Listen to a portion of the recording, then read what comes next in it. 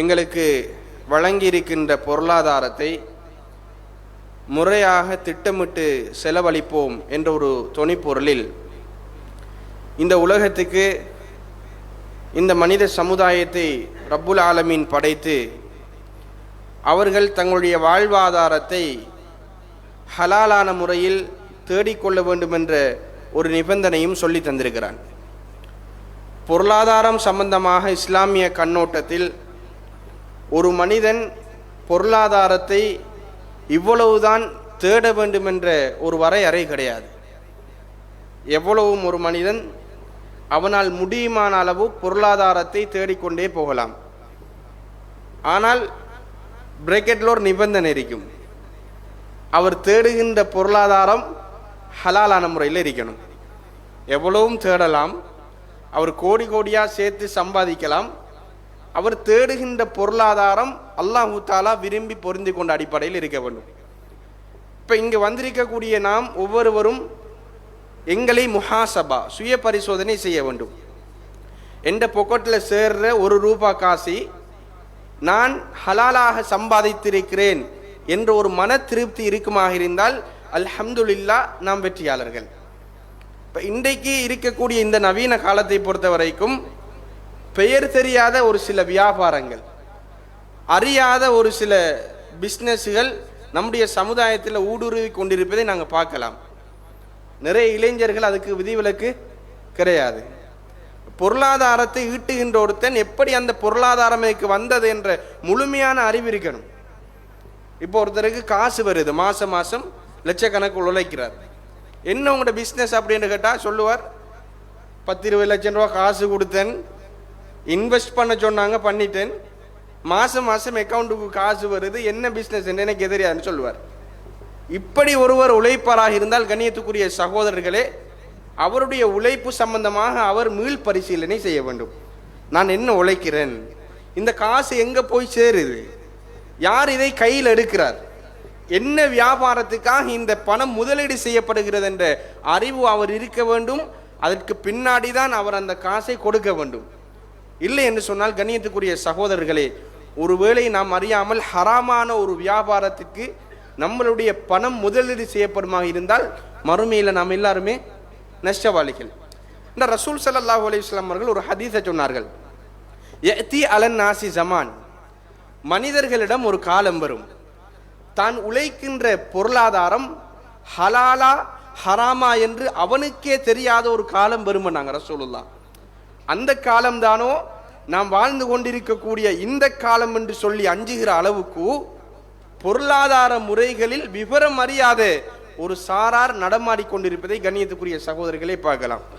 இது ஒரு புறம் இருந்தாலும் இன்னும் ஒரு புறம் மாறி பார்த்தால் பொருளாதாரத்தை ஹராமான முறையில் ஈட்ட வேண்டும் என்று சொல்லி ஒரு சில முஸ்லிம் பேர் தாங்கிகள் இன்னொருவனுடைய சொத்தில் ஆசைப்பட்டு அவனுடைய பொருளாதாரத்தை தன்னுடைய பொருளாதாரமாக ஹராமாக எடுக்கிறோம் என்று தெரிந்தும் ஒரு சில மோசடியான வியாபாரங்கள் அல்லது மோசடியான ஒரு சில கொடுக்கல் வாங்கல்கள் செஞ்சு ஏமாற்றப்பட்டு கோடிக்கணக்கில் காசை கொடுத்து லொஸ்ட் ஆகிட்டு நிறைய பேர் இன்றைக்கு என்ன செய்கிறாங்க, நடுவீதியில் நிற்கிறத நாங்கள் பார்க்கலாம்.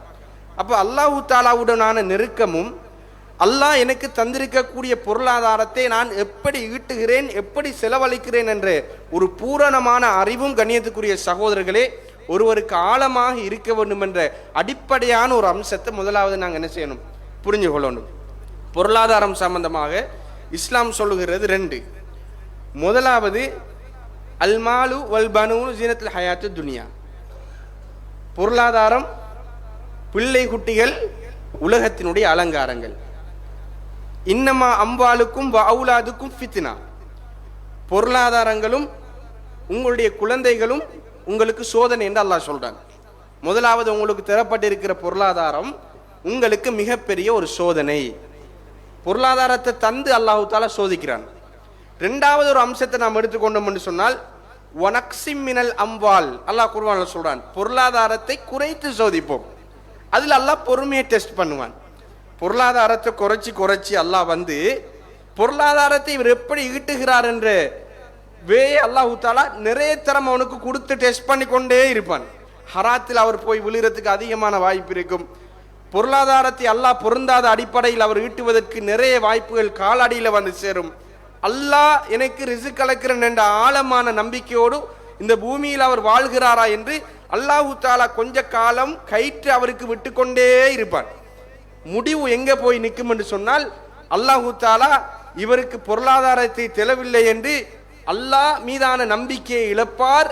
ஹராத்தில் போய் விழுவார், வட்டிக்கு போவார், அல்லது இஸ்லாம் சொல்லாத முறையற்ற பொருளீட்டல்களை திரட்ட ஆரம்பிப்பார். இப்படியான ஒரு சில தவறான முறையில் கொண்டு போய் விழுவார். இன்னும் ஒரு சாரார் அல்ஹம்துலில்லாஹ், அல்லாஹ் என்ன சோதிக்கிறான், படைச்ச ரப்பு என்ன ஒரு நாளும் கைவிட மாட்டான் என்ற ஒரு ஆழமான நம்பிக்கையோடு ஒரு சாரார் பயணம் செஞ்சு கொண்டே போவாங்க. ரப்பு அவர்களுக்கு உலகத்திலும் மறுமையிலும் விடுவை கொடுப்பான் என்ற ஆழமான நம்பிக்கை ஒரு முஃமினுக்கு இருக்க வேண்டும் என்பதை கண்ணியத்துக்குரிய சகோதரர்களை நாங்கள் புரிஞ்சு கொள்ள வேண்டும். அல்லாஹ்வுக்கு சுப்ஹானஹு வ தஆலா திருக்குர்ஆன்ல சூரா முனாஃபிகூனுடைய 10வது வசனத்தில் சொல்கிறான், வ அன்ஃபிகு மிம்மா ரஸக்னாகும் மின் கப்லி அய்யத்தி அஹதகுமுல் மௌத். உங்களில் ஒருவருக்கு மௌத்து வருவதற்கு முன்னாடி நம் தந்ததிலிருந்து செலவு செய்யுங்கள் அப்படின்னு அல்லாஹ் தஆலா சொல்றான். இப்ப அல்லாஹ்வுடைய இந்த வசன நடைய பாருங்க, உங்களுக்கு மௌத்து வாரத்துக்கு முன்னாடி. இதுல ஒரு விடயத்தை அல்லாஹ் சொல்றான், மரணம் சம்பந்தமான அறிவு நமக்கு எப்ப வரும் என்று நமக்கு தெரியாது. அல்லாஹ்வுக்கு மட்டும்தான் தெரியும். மரணம் நாம் எப்ப மௌத்தாகுவோம் என்று யாருக்குமே தெரியாது. அல்லாஹ் அதை மறைவான ஆற்றலாக வச்சிருக்கிறான். அவனுக்கு தெரியும் எப்ப மௌத்தாகுவோம் என்று. நம்மளை எப்ப மௌத்தாக்குவான் என்று அல்லாஹ்க்கு தான் தெரியும், நமக்கு தெரியாது. இப்ப எவ்வளவு சந்தோஷமான வாழ்க்கையை அனுபவிச்சுட்டு போவோம், வாழ்க்கையில் நிலை குறையாத நம்ம நினைச்சு கூட பார்க்காத இடத்துல அல்லாஹ் மௌத்தை தருவான். இன்றைக்கு கூட கண்ணியத்துக்குரிய சகோதரர்களை, இரவு நடந்த ஒரு பஸ் விபத்து, சந்தோஷமாக சுற்றுலா சென்ற ஒரு சாரார் 15 பேர் என்ன செஞ்சாங்க, நம்ம நாட்டில் உயிரிலிருந்து 16 என்று சொல்லி புள்ளி விவரங்கள் சொல்லுகிறது. இப்ப நாம என்னையோ ஒரு கற்பனையில வாழ்ந்து கொண்டிருப்போம், கற்பனைக்கு முற்றுப்புள்ளி வைக்கும் முகமாக அல்லாஹ் தஆலா நினைச்சிருவான், மரணத்தை கொண்டு வந்து தருவான். அப்ப எங்க மௌத்தாகுவோம் என்று தெரியாத ஒரு வாழ்க்கையை நம்ம வாழ்ந்து கொண்டிருக்கிறோம். எங்க மௌத்தாகுவோம், வமா தத்ரி நஃப்சுன் பி ஐய அர்லின் தமூத். அல்லாஹ் சொல்றான், எந்த ஒரு ஆத்மாவும் தான் இந்த பூமியில் மரணிக்கும் என்பதை அறியாது என்று அல்லாஹ் சொல்றான். இந்த மௌத்தை ஆழமாக நம்பிக்கை கொண்டிருக்கின்ற நம்மளை பார்த்து அல்லாஹ் சொல்றான், உங்களுக்கு மௌத்து வாரத்துக்கு முன்னாடி அல்லாஹ்வுடைய வசனத்தை நல்லா யோசிச்சு பாருங்க, நாம் தந்ததில் இருந்து நீங்க செலவு செய்யுங்கள். உங்களுடைய கெட்டித்தனத்தினால் நீங்கள் சேர்த்த பொருளாதாரம் அல்ல. நீங்களும் உங்களுடைய நண்பரும் சமமாக ஒரே தொகையை ஒரு வேற பிசினஸ்க்கு இன்வெஸ்ட் பண்றீங்க. உங்களுக்கு லாபத்தை தந்து அழகு பார்த்த அல்லாஹ் இன்னொருத்தனுக்கு நட்டத்தை கொடுத்து சோதிக்கிறான். அப்ப நம்முடைய கட்டித்தனமா, நம்மளுடைய வெற்றியா? அப்ப நாம என்ன செய்வோம், நம்ம பிசினஸ்ல இன்வெஸ்ட் பண்ண அப்படித்தானே என்று மார்த்தட்டி அல்லாஹ்வை மறந்த பேச்சை பேசி கொண்டு இருப்போம். இப்படி மார்த்தட்டின்னு ஒருத்தன் அல்லாஹ் தஆலா அழிச்ச வரலாற்று சொல்றான். யாரு? காரூன். மிகப்பெரிய ஒரு பணம் படைத்தவனாக இருந்தான். அவனுடைய திறப்பு சாவி கொத்தை சுமப்பதற்கு ஒரு டீம் இருக்கிறாங்க, அந்த அளவுக்கு பணம் படைச்சவன். அப்போ ஒரு சில உலமாக்கள் அவனிடத்துல போய் சொல்றாங்க, இந்த பொருளாதாரம் சம்பந்தமாக அவனுக்கு அட்வைஸ் பண்ணுகின்ற போது காரூன் சொல்கிறான், இல்லை என்ற அதிகாரத்தால் அவன் மார்தட்டி என்ன செய்கிறான், இருமாப்போடு பேச ஆரம்பிக்கிறான். அல்லாஹ் தஆலா என்ன செய்தான், இந்த பூமிக்குள்ள அவனை சுழி வாங்கினான் என்ற வரலாற்றை நாங்கள் பார்க்கலாம். அப்ப என்னுடையது என்னுடையது என்ற ஒரு மமதை, ஒரு ஆணவம், அகங்காரம் கொண்ட நடை கண்ணியத்துக்குரிய சகோதரர்களே, நம்மளை யாருக்கும் என்ன செய்யக்கூடாது, இருந்து விடக்கூடாது என்பதை ஆரம்பத்தில் நாங்கள் புரிஞ்சு கொள்ள வேண்டும். அல்லாஹ் தஆலா சொல்லுகிறான், மௌத்து வந்துட்டால் ஃபயகூல ரப்பி லௌலா அஹர்தனி இலா அஜலின் கரீப். இந்த மனுஷன் மௌத்து வார நேரம் அல்லாஹ்விடத்தில் சொல்லுவானாம், என் இரட்சகனே கொஞ்ச நேரம் எனக்கு தா, ஒரு கொஞ்ச நேரம் எனக்கு தா, ஃபஅஸ்ஸதக வஅகும் மினஸ் சாலிஹீன், சதக்கா செய்துவிட்டு நல்ல மனிதர்களோடு நான் போய் சேர்ந்து கொள்கிறேன் என்று சொல்லுவானாம். சதக்காவுடைய பெருமதியை மனுஷன் உணர்ற கட்டம் மௌத்துடைய கட்டம் என்பதை அல்லாஹ் தஆலா விவரமாக சொல்கிறான். மௌத்துடைய கடைசி நேரம் இந்த மனுஷன் என்ன சொல்லுவான் தெரியுமா, கொஞ்சம் டைம் தான், அன்னைக்கு அல்லாஹ் அஜல எழுதிருவான். லா யஸ்தஅகிரூன ஸாஅத்தௌ வலா யஸ்தக்திமூன்.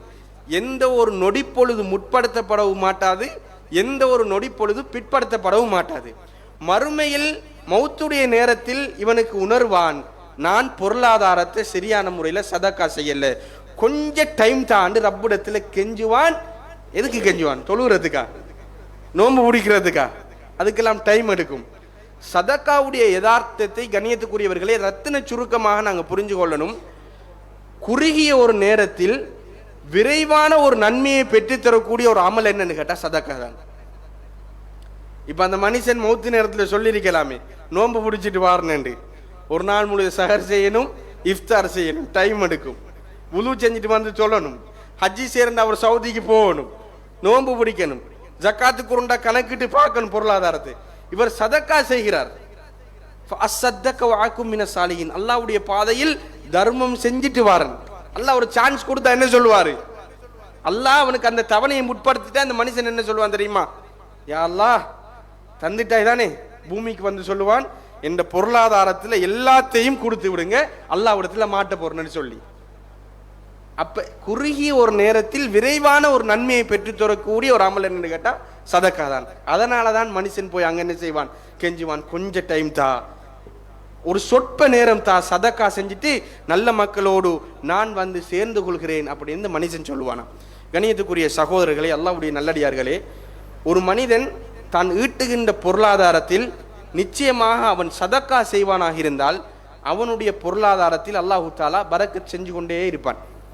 என்றால் அல்லாஹ் ஒரு மனிதனுக்கு வாக்கு தாரான் என்று சொன்னால் வாக்கு மீறாமைக்கு அல்லாஹ்வுக்கு நிகர் வேறு யாருமே கிடையாது. அல்லாஹ் குர்ஆன்ல என்ன சொல்கிறான்? யம்ஹகுல்லாஹு ரிபா வயுர்பி சதகாத். அல்லாஹ் வட்டியை அழிப்பான். சத்தியமாக அல்லாஹ் என்ன செய்வான்? வட்டியை அழிப்பான். வயுர்பி சதகாத், சதக்காவை அல்லாஹ் என்ன செய்வான்? வளர்ப்பான் என்று சொல்கிறான். உலக யதார்த்தத்தில் நம்ம பார்த்தோம்னு சொன்னால் ரெண்டுக்கும் இடையில், மலைக்கும் மடுவுக்கும் இடையில் உள்ள வித்தியாசம் இருக்கும். உலகத்தில் வட்டி எடுத்தா என்ன செய்யும்? பொருளாதாரம் கூடுமா குறையுமா? பொருளாதாரம் அதிகரிக்கும். என்ன, ஒரு 50,000 நம்ம கொடுத்தா திருப்பி 60,000 ஒருவர் தாராரண்டா அந்த 10,000 ரூபா வட்டி. பொருளாதாரம் கூடுதா குறைகிறதா? பொருளாதாரம் அதிகரிக்குது. 1,00,000 ரூபாய் இருக்கிற ஒருவர் 10,000 ரூபாவை தர்மம் செய்கிறார், குறைகிறதா கூடுகிறதா? குறைகிறது. அப்ப அல்லாஹ் தஆலா குர்ஆன்ல ஏன் சொல்லணும் வட்டியை அழிச்சு தர்மத்தை வளர்ப்பான் என்று? இதுல யதார்த்தத்தை நாங்க புரிஞ்சு கொள்ளணும்.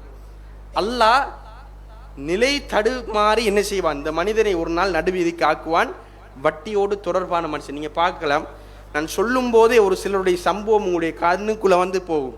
வட்டியோடு தொடர்பாகி தொடர்பாகி தொடர்பாகி எல்லாத்தையுமே இழந்து தலைமறைவாகி ஊரில் இல்லாத ஒரு நிலைக்கு ஒரு சிலர் ஆளாகி இருப்பாங்க. அல்லாஹ் தஆலா கொடுத்த சோதனை இது. இன்னும் ஒரு சாராரை பார்க்கலாம், தப்பிக்கவே முடியாது என்று ஒரு வாகன விபத்தை பார்த்து அந்த வாகனம் இருக்கின்ற கோலத்தை பார்த்து இவர் தப்பிக்கவே மாட்டார்னு முடிவெடுத்துருவோம். அல்லாஹ் அவரை வாழ வச்சிருப்பான். அல்லது 5 லட்சம் ரூபா பெறுமதியான ஒரு வைத்திய தேவையை விட்டு அல்லாஹ் தஆலா காத்திருப்பான். சில நேரம் அவர் சதக்கா செஞ்சிருப்பார். தமிழ்ல சொல்லுவாங்கல்ல, தர்மம் தலை காக்கும் என்று. அல்லாஹ் தஆலா தர்மம் கொடுத்த மனிதர்களை கைவிட்டதாக ஒரு வரலாறு கூட கிடையாது. நம்ம என்ன செய்யறது தெரியுமா? சஹாபாக்களுடைய தர்மத்தை பற்றி பேசுகின்ற போது அது அல்லாஹ் தஆலா சூஸ் பண்ணின மனிதர்கள், அவங்க அப்படித்தான் தர்மம் செய்வாங்கன்னு சொல்லுவோம். கண்ணியத்துக்குரிய சகோதரர்களை, பொருளாதாரம் இருந்து அந்த நபித்தோழர்கள் தர்மம் செய்யல. ஏழ்மையிலும் தர்மம், வறுமையிலும் அல்லாவை நினைத்த ஒரு புன்சிரிப்பு. இப்படி வாழ்ந்த ஒரு சமூகத்துக்கு அல்லாஹ் கொடுத்த உயர்ந்த சர்டிபிகேட் என்ன? சஹாபாக்களுக்கு அல்லாஹ் கொடுத்த உயர்ந்த சர்டிபிகேட் ரலியல்லாஹு அன்ஹும் வரது அன். அல்லாஹ் அவர்களை பொருந்தி கொண்டு அவர்களும் அல்லாவை பொருந்தி கொண்டு விட்டார்கள் என்ற உயர்ந்த சர்டிபிகேட்டை அல்லாஹ் அந்த சமுதாயத்துக்கு ஏன் கொடுத்த அழகு பார்த்தார். ரசூலுல்லாஹ் என்ன சொன்னார்கள்? லா தசுப்பு அஸ்ஹாபி, என்னுடைய தோழர்களை நீங்கள் ஏசாதீர்கள், என்னுடைய சஹாபாக்களை நீங்க ஏசாதீர்கள். உங்களில் ஒருவர் உஹது மலை அளவுக்கு தர்மம் செஞ்சால், உஹது மலை எவ்வளவு பெருசு, உங்கள் ஒருவர் உஹது மலை அளவுக்கு தர்மம் செஞ்சாலும் என் தோழர்கள் கொடுத்த ஒரு கைப்பிடி தர்மத்துக்கு ஈடாக மாட்டார்கள். அல்லாஹ் அக்பர். ஏன் சொன்னாங்க அப்படி? வறுமையிலும் இஹ்லாஸான முறையில் அவங்க செஞ்ச அந்த தர்மம் இருக்கிறது. தங்களுடைய ஏழ்மையை அவர்கள் நினைத்தும் அல்லாஹ் கொடுக்க சொன்னான் என்றதற்காக வேண்டி தர்மம் செஞ்ச சஹாபாக்களுடைய வரலாற்றை நாங்கள் பார்க்கலாம். அல்லாஹ்வுடைய தூதர் ரசூலுல்லாஹி ஸல்லல்லாஹு அலைஹி வஸல்லம் அவங்க சஹாபாக்களை பார்த்து சொல்றாங்க, பெண் நபித்தோழிகளை பார்த்து சொல்லுவாங்க, எல்லாருமே ஜமாத்துக்கு பள்ளிக்கு வருவாங்க. 5 நேரமும் பெண்கள் ஆண்கள் சிறுவர்கள் என்று எல்லாருமே பள்ளிக்கு வருவாங்க ரசூலுல்லாஹ்வுடைய காலத்தில். பெண் சமுதாயத்தை பார்த்து ரசூலுல்லாஹ் சொன்னார்கள், பெண்களே, சுஜூதிலிருந்து நான் தலையை நிமிர்த்தி உயர்ந்து விட்டால், சுஜூதிலிருந்து நான் வாரன், நான் நிலைக்கு வருகின்ற போது நீங்கள் கொஞ்சம் தாமதமாக தலையை உயர்த்துங்கள். ஏனென்று சொன்னால், முன்னாடி இருக்கின்ற சஃபில் ஒரு சில சஹாபாக்கள் அவர்களுடைய ஆடை விஷயத்தில் அவர்கள் ரொம்ப வசதியற்றவர்களாக இருக்கிறார்கள். ஒரு ஆடையோடு வாழ்ந்து மரணித்த சஹாபாக்கள் இருக்கிறாங்க. அவங்க ருக்கூல இருந்து நீங்க அவசரப்பட்டு எழும்பிட்டீங்க என்று சொன்னால் அவர்களுடைய சில பார்க்கக்கூடாத மர்ம உறுப்புகள், மறைக்கப்பட வேண்டிய இடங்களை நீங்கள் பார்த்து விடுவீர்கள். அதனால நீங்க தாமதப்பட்டு எழும்புங்கன்னாங்க. ரசூல் ஸல்லல்லாஹு அலைஹி வஸல்லம் அவர்கள் சொல்கிறார்கள், இத்தகுன்னார வலவ் பிசிக்கி தம்ரத்தின், பேரித்தம்பழத்தின் ஒரு கீற்றையாலும் கொடுத்து நரகத்திலிருந்து உங்களை நீங்கள் காத்துக்கொள்ளுங்கள். பேரித்தம்பழத்தில் ஒரு துண்டையாலும் நீங்கள் கொடுத்து நரகத்திலிருந்து நீங்கள் உங்களை விடுவித்துக் கொள்ளுங்கள் என்று ரசூலுல்லாஹ் சொல்றாங்க. யாருக்கு சொன்ன இது? ஒரு உடுப்போட வாழ்ந்து வறுமையில் இருந்த சஹாபாக்கள் எல்லாருக்குமே சொன்னது. சஹாபாக்கள் சுப்ஹானல்லாஹ் இந்த ஹதீஸை கேட்ட உடனே பஜாருக்கு போறாங்க. பஜாருக்கு போய் என்ன தொழில் செஞ்சாங்க தெரியுமா? நம்முடைய பாசையில் சொல்ல போனால் நாட்டாமை வேலை செய்தார்கள். வசதி படைத்தவர்கள் தொழில் நிமித்தமாக என்ன செய்வாங்க? பொருட்களை வாங்கி கொண்டிருப்பாங்க. உங்களோட பொருட்களை தாங்க, நான் சுமந்து கொண்டு தருகிறேன் என்று அதை சுமந்து கொண்டு கொடுத்து விட்டு அதிலிருந்து வந்த பொருளாதாரத்தில் தர்மம் செஞ்சார்கள் என்ற வரலாற்றை நாங்கள் பார்க்கலாம். தூய்மையான உள்ளத்தோடு கஷ்டமான ஒரு நேரத்தோடு நம்ம என்ன சொல்ற, பள்ளிக்கு ஒரு உதவி ஒன்று செய்யுங்கண்டா, உதவி செய்கிற நிலைப்பாட்டிலையா நாம் இருக்கிறோம்? நம்ம யோசிச்சு பாருங்க சகோதரர்களே, இந்த பள்ளியில் எவ்வளோ பேர் வந்திருக்கிறோம், யாருக்காலும் ஒரு ஆடை இருக்கிறதா? யாராவது ஆடையில் குறைவானவர்களாக இருக்கிறோமா? ஒரு பெருநாளைக்கு எத்தனை ஆடையை நாங்கள் எடுக்கிறோம்? இவ்வளவு சொகுசாக அல்லாஹ் நம்மளை வாழ வச்சிருக்கின்ற நேரத்திலும் கண்ணியத்துக்குரிய சகோதரர்களே, இன்னும் நமக்கு பொருளாதாரம் அல்லாஹ்வுக்காக வேண்டி செலவழிக்கணும் என்ற மனசு இன்னும் வரலன்னு சொன்னால் நாங்கள் எங்களுடைய உள்ளத்தை தூய்மைப்படுத்த வேண்டும். மனிதர்களுடைய ஒரு பழக்கம் இருக்கிறது, எதற்கு புகழ் பேர் பட்டம் இருக்கிறதோ அதுக்கு அதிகமாக செலவழிப்பாங்க. ஒரு தேர்தல் வந்து விட்டால் மினிஸ்டரை கால் பண்ணுவார், எம்பி நம்ம இந்த முறை களத்தில் நிற்கிறோம், அல்லது ஒரு பிரதேச வேட்பாளர் என்ன செய்வார், தொலைபேசி அழைப்பு எடுப்பார், லட்சக்கணக்கில் காசி அள்ளி என்ன செய்வார்கள், வீசுவாங்க. அல்லாஹ்வுடைய மாளிகைக்கு ஒரு 1000 ரூபா தாங்கன்னு சொன்னால் வளமை எங்கள்கிட்ட தானா வாரன்னு கேட்பாங்க. கண்ணியத்துக்குரிய சகோதரர்களே, நம்முடைய வீடை கட்டவா கேட்டோம்? அல்லாஹ்வுடைய மாளிகையை கட்டுவதற்கு, அல்லாஹ்வுடைய மாளிகையை தொடர்ந்து கொண்டு செல்வதற்கு ஒரு 1000 ரூபா ஒரு 2000 ரூபா என்னால் ஒதுக்க முடியவில்லை என்று சொன்னால் என்னுடைய உள்ளத்தில் ஈமானில் கோளாறு இருக்கிறது என்று அர்த்தம். அதை நாம் அல்லாஹ்விடத்தில் நிறைய சுஜூது செஞ்சு, அல்லாஹ் உண்ட பாதையில் செலவழிக்கிற மனசை எனக்கு தா அப்படின்னு நாங்கள் கேட்கணும். மறுமையில் கண்ணியத்துக்குரிய சகோதரர்களே, இந்த மனுஷன் எழுப்பி நிப்பாட்டப்படுவான். எப்படி நிப்பாட்டப்படுவான்? எப்படி பிறந்தானோ அப்படி எழுப்பி நிப்பாட்டப்படுவான். எப்படி பிறந்தோம்? உடம்புல ஒரு ஒட்டு துணி கூட இல்லாமல் நாம் தாயின் வயிற்றிலிருந்து வெளியேறினோம். நாளைக்கு நாங்கள் மறுமையில் அப்படித்தான் நிற்போம். ஆயிஷா நாய் ரசூலுல்லாஹ் கேட்குறாங்க, யார் ரசூலல்லாஹ், இப்படி மனிதர்கள் ஆண்கள் பெண்கள் எல்லோரும் நிற்கின்ற நேரத்தில் ஆண்கள் பெண்களை பார்த்து கவர மாட்டார்களா? ஒரு புரிதலோடு கேட்குறாங்க. யதார்த்தமான ஒரு கேள்விதான். ஆடையற்றவர்களாக இருந்தால் கவர மாட்டார்களா? ரசூலுல்லாஹ் என்ன சொன்னார்கள்? அந்த நேரத்தில் அதெல்லாம் ஓட மாட்டாது ஆயிஷான்னாங்க. அவன் மனுஷன் நிற்கிற அந்த கெதியில் இன்னொருத்தனை பற்றி யோசிக்கவே மாட்டாண்டார்கள். இந்த யௌமலா யன்ஃபஉ மாலு வலா பனூன், எந்த ஒரு பொருளாதாரமோ எந்த ஒரு பிள்ளை குட்டியோ பிரயோசனம் தராத நாள் அப்படி என்று மறுமைக்கு அல்லாஹு தஆலா டெஃபினிஷன் சொல்கிறார். எந்த ஒரு பொருளாதாரமோ நீங்கள் பெற்றெடுத்த பிள்ளையோ உங்களுக்கு பிரயோசனம் தராத ஒரு நாள். இல்லாமன் அத்தல்லாஹ பி கல்பின் சலீம், யாரெல்லாம் சலாமத்தான உள்ளத்தோடு வருகிறார்களோ அவர்களை தவிரன்னு சொன்னார்கள். யா ஐயுஹன்னா சுத்தகு ரப்பக்கும், ஈமான் கொண்ட மனிதர்களை அல்லாஹ்வை நீங்கள் கடுமையாக அஞ்சுங்கள். இன்ன ஜல்சலத்த சாஅத்தி ஷைஉன் அலீம், மறுமையுடைய திடுக்கம் என்பது மிக கடுமையானதாக இருக்கும். யௌம தரவுனஹா, அந்த மறுமை நாளை நீ காண்பாய். ததுஹலு குல்லு முர்லியத்தின் அம்மா அர்லாச், ஒவ்வொரு பாலூட்டும் தாயும் தன் பாலூட்டும் குழந்தையை மறந்து விடுவாள். வத்தலஉ குல்லு தாத்தி ஹம்லின் ஹம்லஹா, ஒவ்வொரு கற்பிணியும் தன் பிள்ளையை ஒரு தாய் பாசத்தோடு சுமப்பாள். ஒவ்வொரு கற்பிணியும் தன் வயிற்றில் இருந்த குழந்தையை தான் அறியாமல் ஈர்ந்து விடுவாள். வத்தரன் நாச சுகாரா, மனிதர்களை நீ மது போதையில் இருப்பதை போன்று காண்பாய். சுப்ஹானல்லாஹ். அல்லாஹ் மது போதை கொடுக்க மாட்டான், எந்த ஒரு ட்ரக்ஸும் யூஸ் பண்ண மாட்டார்கள், ஆனால் தள்ளாடி கொண்டு இருப்பார்கள்.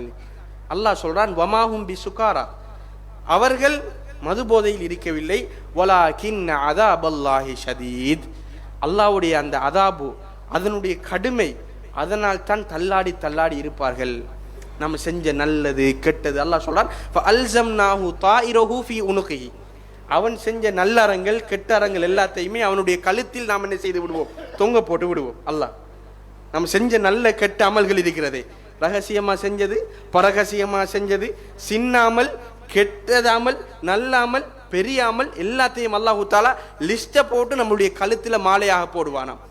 போட்டுட்டு அல்லாஹ் சொல்லுவானாம் இக்ரா கிதாபக், மனிதா உன் ஏட்டை நீ வாசித்து பார், கஃபா பினஃப்ஸிகல் யௌம அலைக ஹசீபா, இன்றைய தினம் உனக்கு நீயே ஜட்மெண்ட் செய்து கொள்வதற்கு இந்த ஏடு போதுமானதாக இருக்கும். சுப்ஹானல்லாஹ்.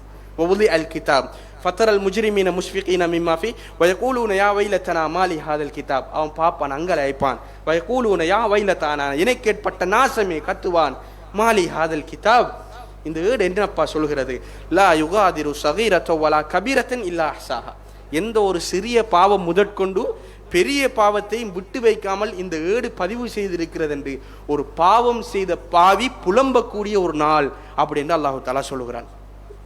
ஒவ்வொருவர் செய்த தீமைக்கேற்ப அல்லாஹு தாலா சூரியனை பணிச்சு கொண்டு வந்து கொண்டே இருப்பான். ஒரு சிலர் வியர்வை முட்டங்கால் வரை, கரண்டை கால் வரை, முட்டங்கால் வரை, இடுப்பு வரை, கழுத்து வரை, இன்னும் ஒரு சிலர் வேர்வையால் மூழ்கி விடுவார்கள். சுப்ஹானல்லாஹ். இன்றைக்கு வெயில் வெளுத்து கொட்டுது, எத்தனை கிலோமீட்டருக்கு அப்பால சூரியன் நீக்கிறது, கிட்டத்தட்ட 150 மில்லியன் கிலோமீட்டருக்கு அங்கால சூரியன் நீக்குது. அந்த சூரியன் அல்லாஹு தஆலா தலைக்கு மேலே கொண்டாந்து ஒரு மனிதனுடைய மூளை உருகக்கூடிய ஒரு நாள் என்று சொன்னா எந்த அளவுக்கு அங்கலாய்க்கக்கூடிய ஒரு நாள். கண்ணியத்துக்குரிய சகோதரர்களே, இந்த நாளில் அல்லாஹ் சுப்ஹானஹு தஆலா 7 சாராருக்கு என்ன செய்வான், நிழல் கொடுப்பான்.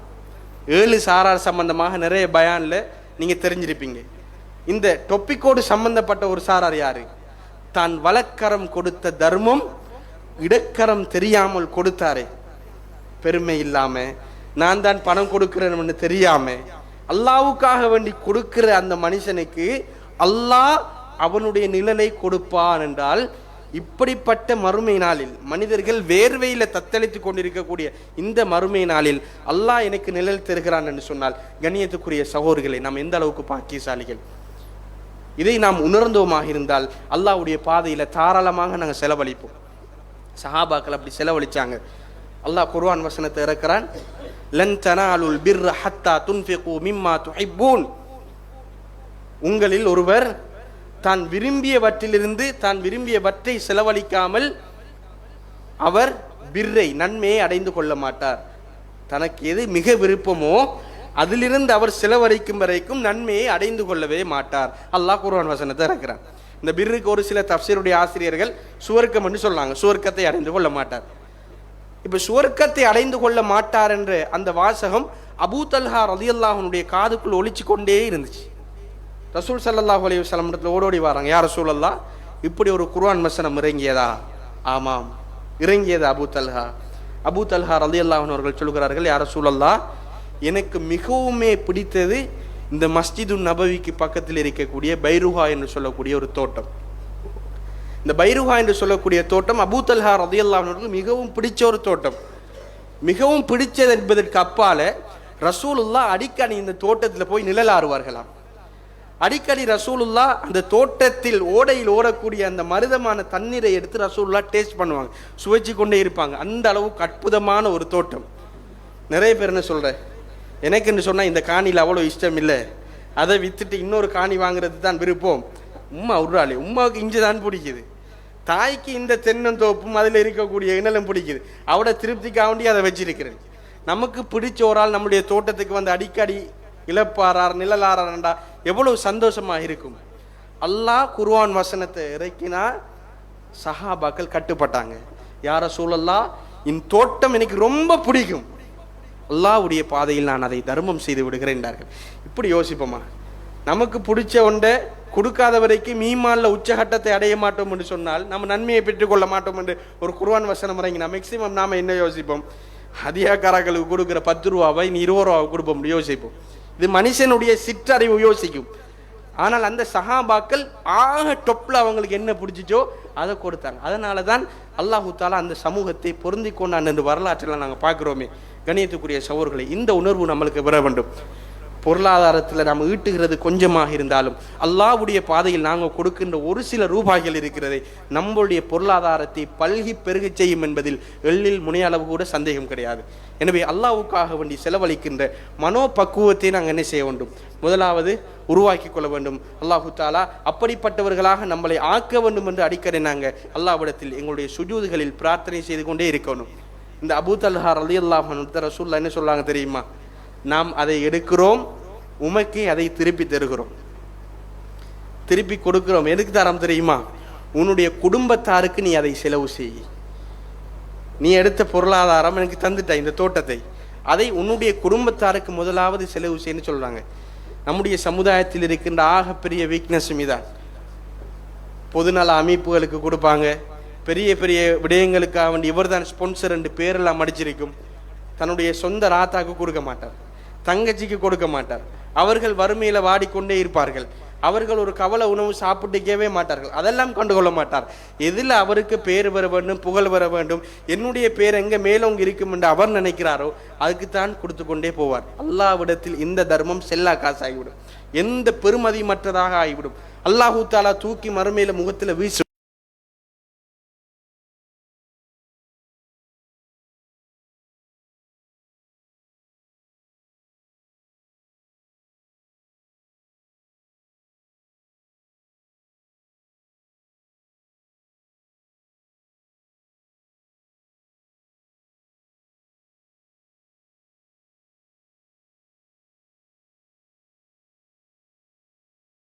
இரத்த பந்த உறவுகளை நாம் அழகான முறையில் உபசரிப்பது இஸ்லாம் நமக்கு சொல்லி தந்த வழிகாட்டல் என்பதை புரிந்து கொள்ள வேண்டும். இதில் ஒரு மிக முக்கியமான ஒரு விஷயம் என்னென்று கேட்டால், கண்டிப்பாக சொல்ல வேண்டிய ஒரு விஷயம், இப்படி ஜும்மா உரைகளில் சொன்னாதான் மிகப்பெரிய ஒரு சாத்தியம். இது ஒரு சாரார் நம்முடைய சமுதாயத்தில் நாம் கண்டுகொள்றதே இல்லை. அவங்க யாருன்னு கேட்டால், அதற்கு முன்னாடி நான் ஒரு பெருமதியான விஷயத்தை உணர்த்துறேன். உலகத்தில் அல்லாஹு தாலா நோய் நிவாரணிக்கு சொன்ன பெஸ்டான ஒரு மருந்து குர்ஆன்ல தேன். ஃபீஹி ஷிஃபா உல்லின்னாஸ். அந்த தேனில் மனிதர்களுக்கு நிவாரணி இருக்கிறதுன்னு அல்லாஹ் சொல்றான். இப்போ தேனை எவ்வளோ கஷ்டப்பட்டு போய் எடுக்கிறோம். தேனுக்கு மிக பெருமதியான ஒன்று தேன். ஒரிஜினல் தேன் எடுக்கிற சொன்னால் மிக பெருமதியானது. அதுக்கு காசு ஒரு 3000 ரூபான்னு வைங்களேன். அந்த தேனை நம்ம கஷ்டப்பட்டு ஒருத்தன் போய் எடுக்கிறான். அதுக்கு அவ்வளோ ரிஸ்க் எடுக்கிறான். காட்டுக்கு போகிறான், உயிரை பணையம் வைக்கிறான், தேன் பூச்சிட்டிலிருந்து தன்னை பாதுகாத்துக் கொள்கிறான், தேன் எடுக்கிறான், வந்து தருகிறான். அந்த தேன் ஒரு தேக்கரண்டி தான் நம்மளுடைய மருந்துக்கு தேவை என்று சொன்னால், ஒரு தேக்கரண்டியை விட ஒரு துளி கீழே விழாமல் என்ன செய்கிறோம்? பாதுகாக்கிறோம். ஒரு துளி கீழே விழுந்தா கூட அதை எடுத்து என்ன செய்கிறோம்? வாயில வச்சு டேஸ்ட் பண்ணுறோம். அந்த அளவுக்கு அந்த தேனை பாதுகாக்கிறோம். ஏன்? பெருமதியான ஒன்று. அல்லாஹு தாலா டெப்ப திறந்தா தேன் வார மாதிரி ஒரு நிலையை உருவாக்கி இருந்தா இதுல பெருமதி விளங்கிருக்குமா? நமக்கு தண்ணி வார மாதிரி தேன் டெப் ஒன்று இருக்கிறான். அதை திறந்தா தேன் வருமாம்.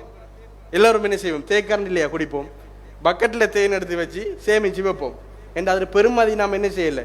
உணரல. பெருமதி எப்போ உணர்றோம்? நாம அந்த தேனை எடுக்கிற ரிஸ்க்கு ரொம்ப கஷ்டமாக இருக்கிறது என்பதற்காக அது பெருமதியை உணர்றோம். அதே போல இந்த மார்க்கத்தினுடைய பெருமதி நமக்கு ஒரு நாள் உணரல. அல்லாஹ் ஒரு முஸ்லீம் தாய் தந்தையினுடைய வயிற்றில் என்னையும் உங்களையும் பிறக்க வைத்திருக்கிறான் என்ற பெருமதியை நாம் உணர்றதே இல்லை. அதனுடைய டேஸ்ட் நமக்கு புரிகிறதே இல்லை.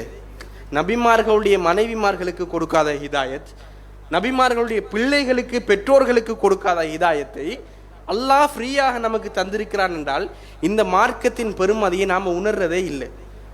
ஆனால் ஒரு சாரார் உணர்ந்து நம்மளுடைய மார்க்கத்துக்குள்ளே வராங்க. இன்றைக்கு இருக்கக்கூடிய வெஸ்டர்ன் கல்ச்சரை பார்த்தா யாரும் இஸ்லாத்துக்குள்ளே வர மாட்டாங்க. ஆனால் சுயமாக படிக்கிறாங்க. இறைவன் யார், அவனுடைய அறிவு சம்பந்தமாக படிக்கிறாங்க, மார்க்கத்தை பற்றி தெரிந்து கொள்றாங்க, இந்த மார்க்கத்துக்குள்ள நுழைந்து கொள்கிறார்கள். ஆனால் அவர்கள் சில நேரம் குடும்பத்தோடு வருவார்கள். பெரும்பாலும் தனிநபர்கள் தான் இஸ்லாத்துக்குள்ள நுழைகிறது மிக அதிகம். இந்த ஒரு சாராரை நாம் கண்டுகொள்வதே கிடையாது. கட்டாயமாக இவர்களுக்கு எங்களுடைய தர்மங்களை நாம் செஞ்சு கொண்டே இருக்கணும். மிக வேதனையான ஒரு விஷயம் என்னென்று சொன்னால், அன்றைக்கு ஒரு சகோதரர் வைத்தியசாலையில், இஸ்லாத்துக்கு வந்த ஒரு சகோதரி வைத்தியசாலையில் அனுமதிக்கப்பட்டு உயிரிழந்திருக்கிறார். அவருடைய ஜனாசாவை குளிப்பாட்டுவதற்கு கூட யாரும் இல்லாத ஒரு துர்ப்பாக்கியமான நிலை ஏற்பட்டிருக்கிறது. எனவே கண்ணியத்துக்குரிய சகோதரர்களை, நம்முடைய மார்க்கத்தை அறிந்து வருகின்றவர்களுக்கு அவர்கள் நம்முடைய தோழர்கள் என்று அன்போடு அரவணைத்து பாசமாக நேசமாக அவர்களை அரவணைப்பது நம்முடைய கடமை அல்லவா? நம்முடைய குடும்பத்தில் ஒரு திருமணம் என்றால், ஒரு நல்ல நிகழ்வு என்று சொன்னால் அவர்களையும் கண்டிப்பாக அழைக்க வேண்டும். அவர்களுக்கு மார்க்கம் சம்பந்தமாக சொல்ல வேண்டும். சமூகத்தில் இருக்கின்ற புத்திஜீவிகள் அவர்களை கூப்பிட்டு அறிவுரை சொல்ல வேண்டும்.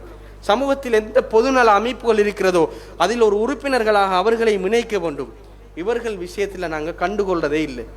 இவர்களையும் நாம் அரவணைக்க வேண்டும்.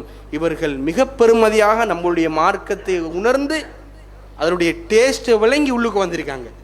அவர்களுக்கு சகோதரன் இல்லை, அவர்களுக்கு தாய் தந்தையர்கள் இல்லை. நீ போனா போன்னு சொல்லி ஒரு சிலர் விட்டு விடுவார்கள். யாரும் பார்க்கவே மாட்டார்கள். தன்னந்தனியாக யாரும் இல்லாமல் ஒரு மூலையில் யோசிச்சு கொண்டே இருப்பார்கள். அவர்களுக்கு உறவுகள் இல்லை என்ற ஒரு ஏக்கம் உருவாகும். எனவே அவர்களுக்கு கை கொடுத்து அவர்கள் விஷயத்திலும் எங்களுடைய பாசத்தை நேசத்தை அதிகமாக வெளிப்படுத்துவது காலத்தின் தேவை என்பதை கணியத்துக்குரிய சகோதரர்களை புரிந்து கொள்ள வேண்டும். அல்லாஹு தஆலா நம் அனைவரையும் ஈமானோடு வாழ வைத்து ஈமானோடு மரணிக்க செய்வானாக. வஆகிரு தவானா அனில் ஹம்துலில்லாஹி ரப்பில் ஆலமீன்.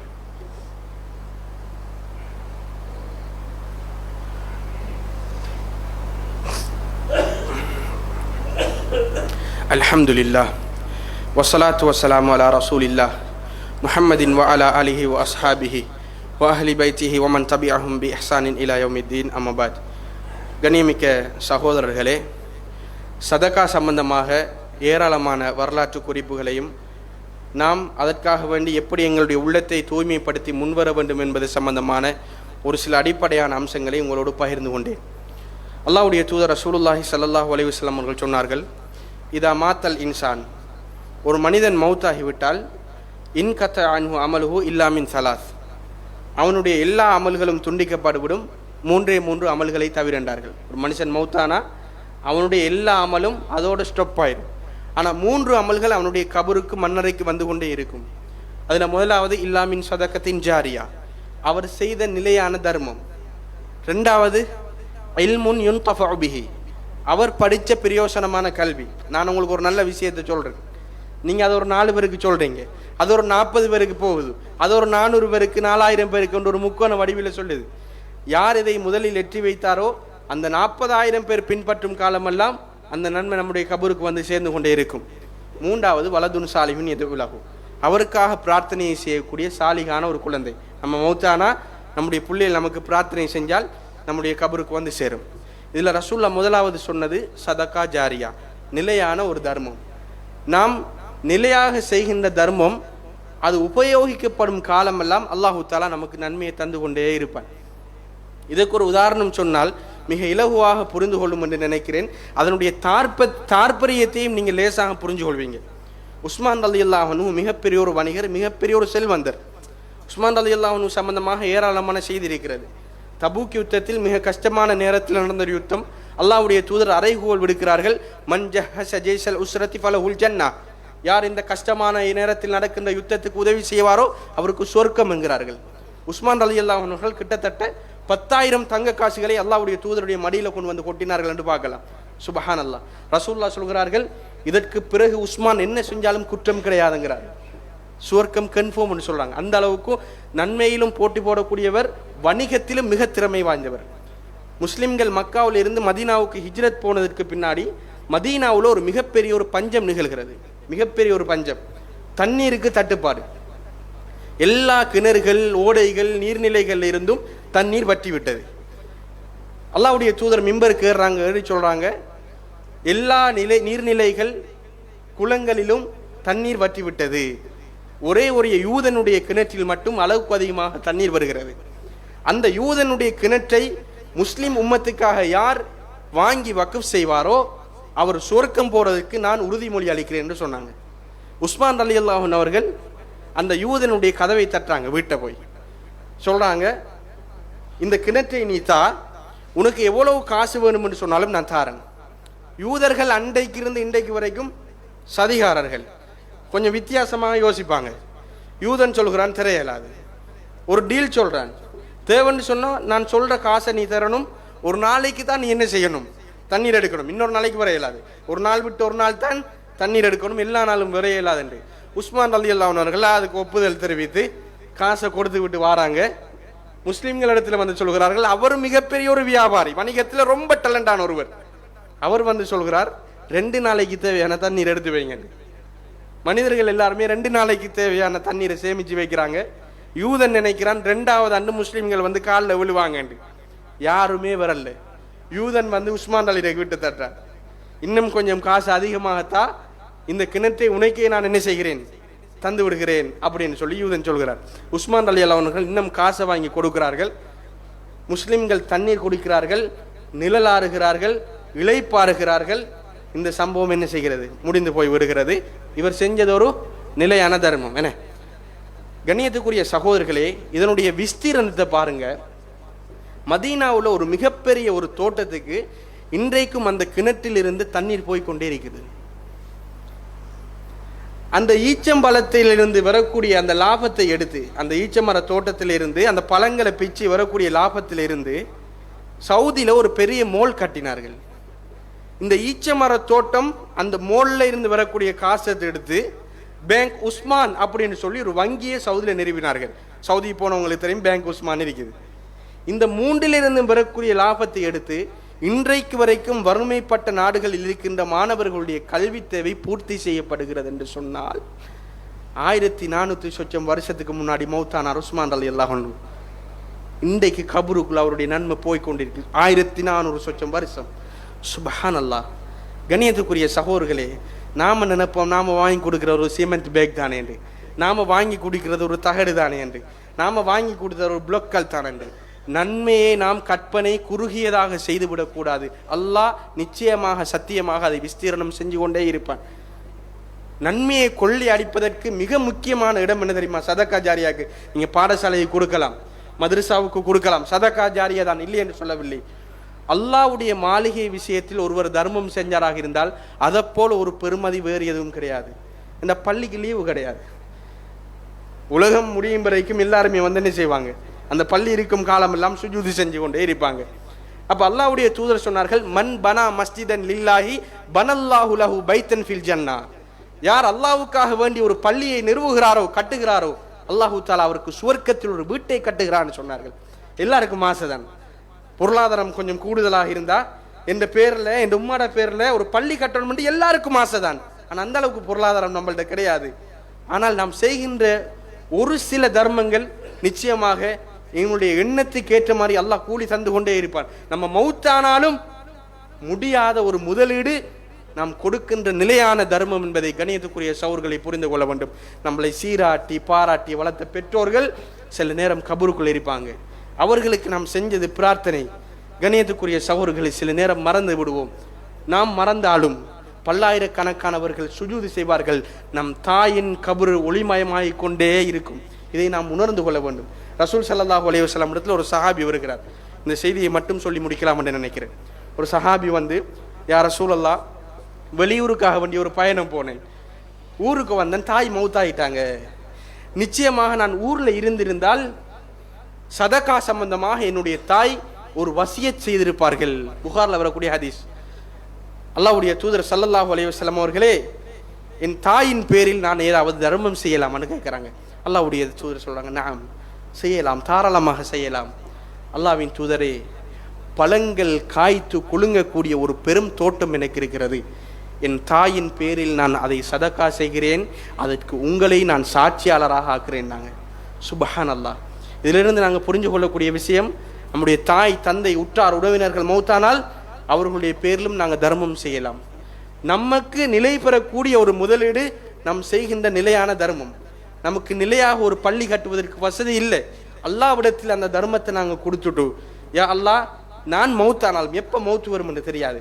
எத்தனையோ இளம் ஜனாசாக்களை எங்களுடைய தோளில் சுமந்து விட்டு கபூரில் அடக்கி விட்டு தான் அல்லாஹ் கைட்டை விட்ட ஒரு காரணத்துக்காக வேண்டி இந்த ஜும்மாவுடைய உரையில் நாங்கள் இருந்து கொண்டிருக்கிறோம். போன ஜும்மாவுக்கு வந்தவர்கள் நிறைய பேர் இன்றைக்கு உலகத்தில் இல்லை. கபூருடைய வாழ்க்கை சொற்ப ஒரு வாழ்க்கைக்காக வேண்டி நிறைய இன்பங்களை நாம் இழக்க வேண்டும், பொருளாதாரத்தை இழக்க வேண்டும். அப்படி இழந்தால் அல்லாஹு தஆலா சுவனத்தில் அழகான ஒரு வாழ்க்கையை தந்து கொண்டிருப்பான். அது முடிவில்லாத ஒரு வாழ்க்கை என்ற ஆசையை உள்ளத்தில் வளர்ப்போம். அல்லாஹு தாலா நாளைக்கு மறுமையில் ஐயத்துஹன் நஃப்ஸுல் முத்மஇன்னா, அமைதி அடைந்த ஆத்மாக்கள் என்று அழைக்கின்ற நேரமெல்லாம் லப்பைக் யா ரப், உன்னிடத்தில் ஆஜராகி விட்டோம் ரஹ்மானே என்று நானும் நீங்களும் என்னுடைய உறவுகளும் உங்களுடைய உறவுகளும் நபிமார்கள் நல்லடியார்கள் சாலிஹின்களோடு அந்த சுவன பூங்காவில் வலம் பெறுவதற்கு வல்ல ரஹ்மான் அருள் செய்வானாக. வகூலு கௌலி ஹாதா அஸ்தக்ஃபிருல்லாஹ் லி வலக்கும் வலி ஜமீஇல் முஸ்லிமீன மின் குல்லி தம்பின் வஸ்தக்ஃபிரு இன்னஹு அல் கஃபூர் ரஹீம்.